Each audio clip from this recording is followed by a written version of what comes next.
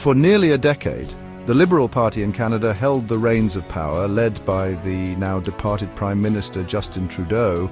They promised hope, they promised change, but what they delivered, well, let's just say the receipts speak for themselves, because for 9 long years the scandals piled up faster than unpaid parking tickets on a runaway Zamboni. And look, politics is a messy business, we all know that, but the sheer volume of controversies, the sheer audacity of some of these scandals, it's enough to make even the most cynical observer spit out their poutine in disbelief. We're talking ethical breaches, financial impropriety, whispers of interference from foreign powers, the kind of stuff that used to be relegated to the shadowy corners of spy novels but now seems to be standard operating procedure. So buckle up, dear viewers, because over the next little while we're going to take a deep dive into the murky, scandal-ridden waters of the Trudeau years. We'll unpack the controversies, expose the half-truths, and shine a light on the sheer volume of questionable decisions that have plagued this government. For nearly a decade, the Liberals have been embroiled in scandal after scandal. Today we uncover the truth behind their corruption. It all started so innocently, or at least as innocently as a multi-millionaire Prime Minister vacationing on a private island owned by a billionaire philanthropist can be. We're talking, of course, about the Aga Khan scandal, a veritable buffet of ethical violations that first truly stained Trudeau's squeaky clean image. See, accepting lavish gifts from someone lobbying your government, yeah, that's generally frowned upon. And doing it twice? Well, that's just asking for trouble. This wasn't just a slap on the wrist offense, this was a clear violation of ethics rules, a breach of public trust that set the tone for what would become a recurring theme throughout Trudeau's tenure. Remember We Charity, that organization that encouraged youth volunteerism? Well, it turns out their good intentions were intertwined with a rather cozy relationship with the Liberal government. We're talking millions of dollars in government contracts funneled their way, with more than a whiff of impropriety clinging to the deal. The details, as they unraveled, painted a picture of friends and family benefiting from government largesse, raising serious questions about conflicts of interest and the potential misuse of taxpayer dollars. Now, let's talk about SNC-Lavalin, an engineering firm that found itself on the wrong side of the law. But instead of facing the music, they seemingly had a guardian angel in high places whispering on their behalf. Allegations surfaced that Trudeau and his office pressured then Justice Minister Jody Wilson-Raybould to intervene in the case and offer SNC-Lavalin a deferred prosecution agreement, essentially letting them off the hook. This wasn't just about one company. This struck at the very heart of judicial independence, raising serious concerns about political interference in the Canadian legal system. Chapter 4.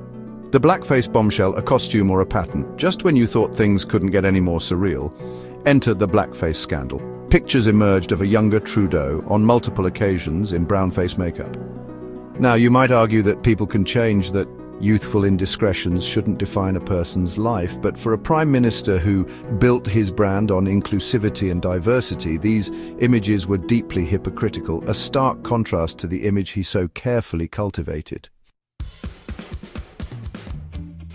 Chapter 5. The Great Electoral Reform U-Turn. Broken promises and broken trust. Remember that time Trudeau promised electoral reform? He campaigned on it, folks, vowing to get rid of Canada's first-past-the-post system. He even went so far as to say it would be the last election under the old system. But then, like a magician making a rabbit disappear, poof, the promise vanished. No more talk of electoral reform. It was a blatant betrayal of a key campaign promise, leaving voters feeling disillusioned and questioning his commitment to democratic principles.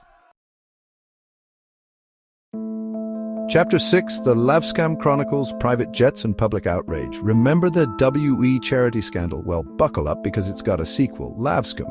This time it involved Trudeau's family taking luxurious trips aboard the Aga Khan's private jet, trips that conveniently coincided with official government business. The optics?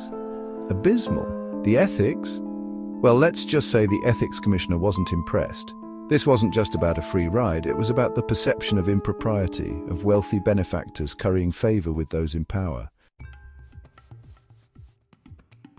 Chapter 7. The Chinese interference allegations whispers in the shadows.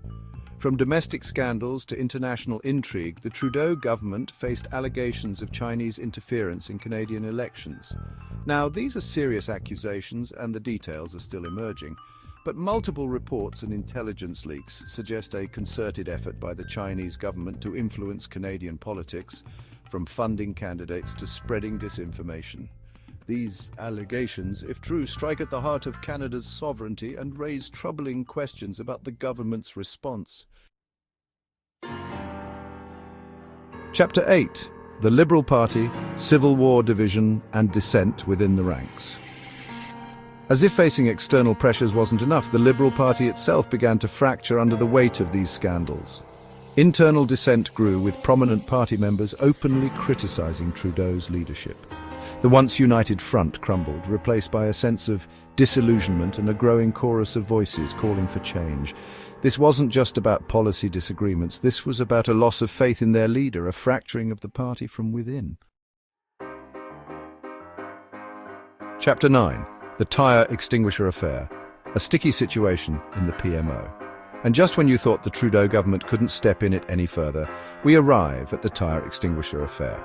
This bizarre saga involved allegations of political interference in a criminal investigation, with accusations flying that the Prime Minister's office pressured the RCMP to use a controversial and potentially dangerous device during a protest.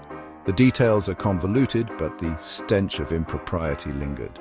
It was yet another example of the government seemingly operating in secrecy, more concerned with protecting their own image than upholding the law. Outro legacy of scandals. A time for accountability. 9 years. 9 long years of scandals, ethics violations, and a seemingly endless stream of controversies.